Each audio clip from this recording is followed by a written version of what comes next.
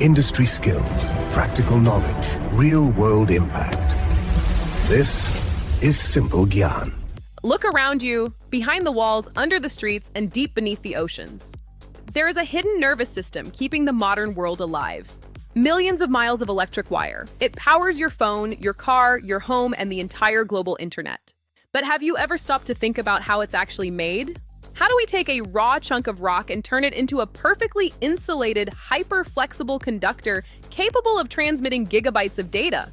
Today, we are going deep inside a mass production megafactory. We're going to look at the extreme physics, the mesmerizing machinery, and the microscopic precision required at a truly industrial scale. It all starts not with a delicate wire, but with a massive, heavy rod of pure metal. Let's head to the loading dock.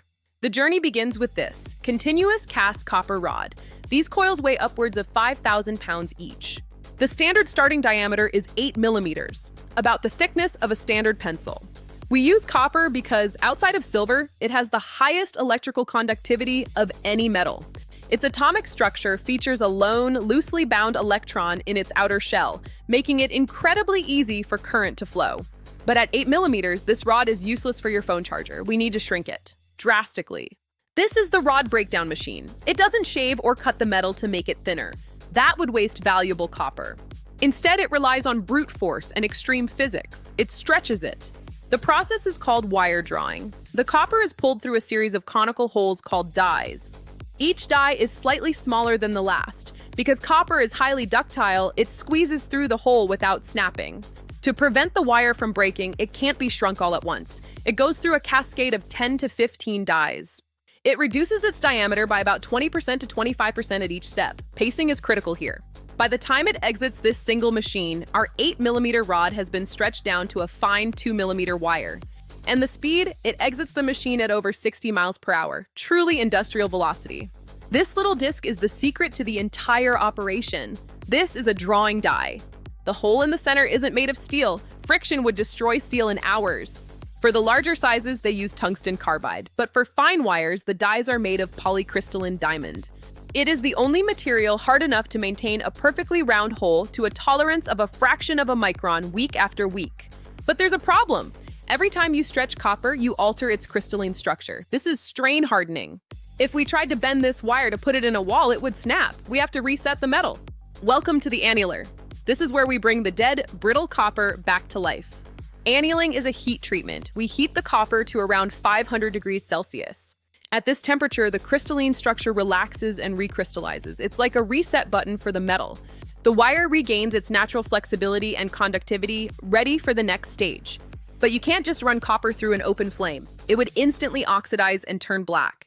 To prevent this, the heating is done electrically and the chamber is flooded with nitrogen gas. The wire then plunges into water, cooling it before it hits oxygen. It emerges bright, shiny, and flexible. If you open the wiring in your house, you might find one thick piece of copper. But for anything that moves, we need stranding. Twisting microscopic wires gives you the capacity of a thick wire with the flexibility of a piece of string. The solution is stranding.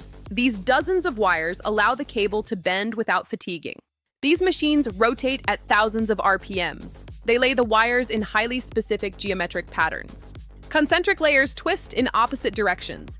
This ensures the cable stays perfectly round and won't unravel. Now we have our perfect conductor, but an exposed wire is a short circuit waiting to happen. It needs insulation.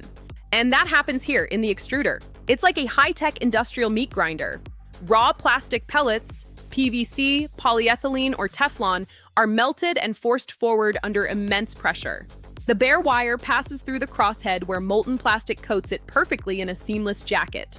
A laser micrometer monitors the thickness thousands of times a second, ensuring the insulation is perfectly uniform.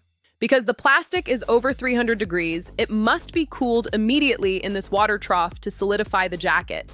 Before this wire leaves the factory, it faces the ultimate test. We have to find even the smallest defect. Microscopic pinholes or bubbles could be disastrous. That's where the spark tester comes in. The wire passes through metal beads carrying up to 15,000 volts. Perfectly insulated wire remains silent. But if there's a flaw, the voltage finds the copper. BZZZ. An alarm sounds and the system marks the spot. Only 100% perfectly insulated wire makes it to the final spool. It's the standard for global safety. From a massive, dull rod of raw copper to a microscopically precise, safely insulated thread of energy, the scale of this manufacturing is what powers our cities and connects our modern civilization. The next time you plug in your phone or turn on a light, think about the engineering happening at thousands of RPMs. It's all happening right under your fingertips. Thanks for watching. We'll see you in the next deep dive.